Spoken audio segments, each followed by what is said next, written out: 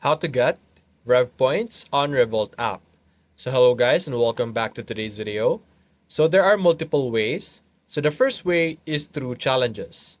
In challenges, there are different tasks that you are able to do, such as keeping or inviting a friend to join Revolt. Each task would give you a certain amount of Rev points. So simply try and do as much as you can in these challenges. Aside from that, you're also able to get Rev points from stays.